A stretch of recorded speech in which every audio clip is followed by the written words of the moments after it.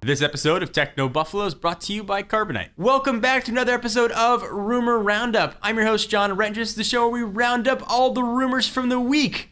Up this week, we got a ton of good stuff. We got rumors of Verizon's 5-inch Droid DNA making an appearance. Did Apple fire Scott Forstall because he wouldn't sign the Google Maps apology?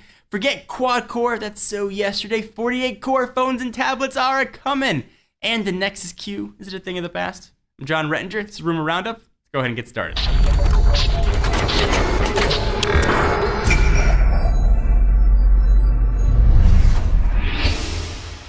So let's start with the big phone rumor, both literally and figuratively. We've been hearing rumors of an HTC-made Droid DNA, sometimes being referred to as the Droid DLX, for a few months now. And it looks like it is finally going to be coming to fruition. If you've been looking at that Galaxy Note and thinking either it looks awesome, 5.5 inches is too big, or it looks awesome, but I wish I had HTC's sense and HTC's build quality, you are going to be in luck. Droid Life, earlier in the week, found the Droid DNA name on Verizon support pages, and they're not going to support a device that they're not going to carry. Well, it's not always a sure thing it'll make it to Verizon's airwaves. It is a pretty good indicator that we can see it. So let me refresh your memory from what this thing's going to be packing. It's going to have a 1080p HD display, an 8-megapixel camera, or possibly even 12, 2 gigs of RAM, quad-core Qualcomm Snapdragon S4 Pro, Beats Audio, and Android 4.1 Jelly Bean on board. This guy is going to be packed to the gills with awesomeness. Think of this as the J Butterfly,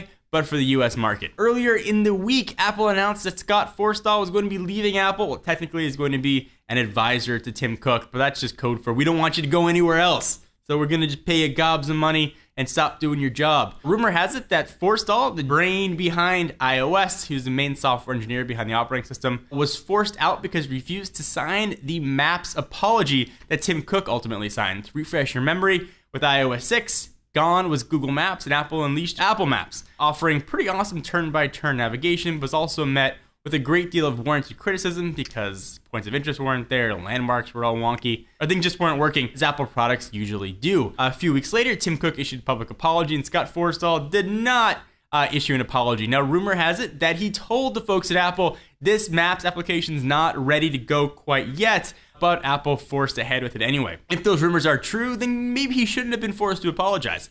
If those are not true, then, the operating system is under his watch. He probably should have put his name on it. This might not be the worst thing for iOS users. They're going to bring in a new engineer. We're going to have Johnny Ive sort of taking over some of the software stuff, so we should see some new updates to iOS. In my opinion, Scott Forstall suffers from what's called the innovator's dilemma. The folks that innovate first and really bring a huge innovation to the world that really changes the way things are done, which I think iOS certainly is, sometimes fail to innovate again or keep the innovation up and eventually get passed by competitors.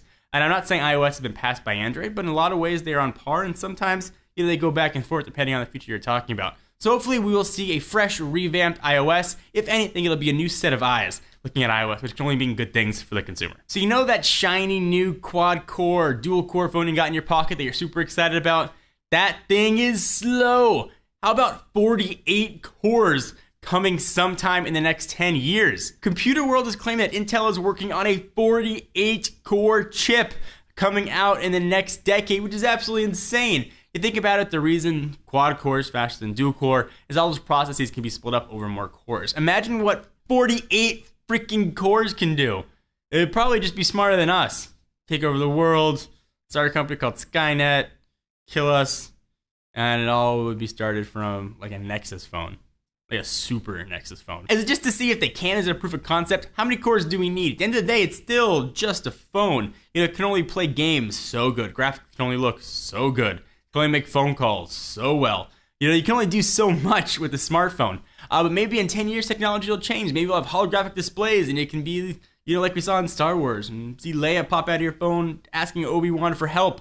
Who knows what 10 years is going to hold for technology, but it's awesome to see that trend already starting and sort of see the work that's going into it. I hope Computer World is right, and I hope that we can see a 48 cores, if nothing, just to say, boom, 48 cores in my pocket.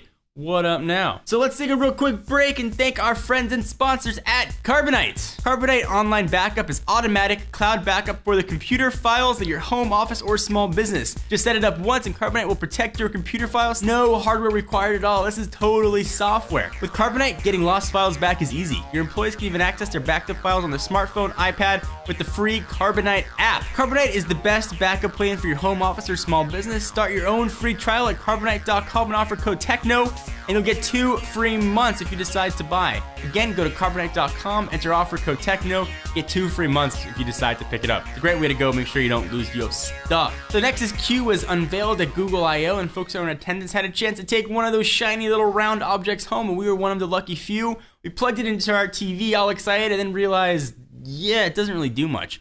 Evidently, Google also realized it didn't really do all that much, and they postponed it. And now it's completely gone from the Google landing page. So what does that mean? Is it gone? Will it resurrect itself in another format? I'm inclined to believe the design, that really cool globe design with the glowing LED light around it, will make a comeback in some form. But the Nexus Q, as we know it, is essentially a way to get all the content from a Google Play Store into television, is gone. There wasn't much of a need for it. With DLNA, you could do almost exactly the same thing. There was Google TV. This is very much a redundant product. It looked awesome.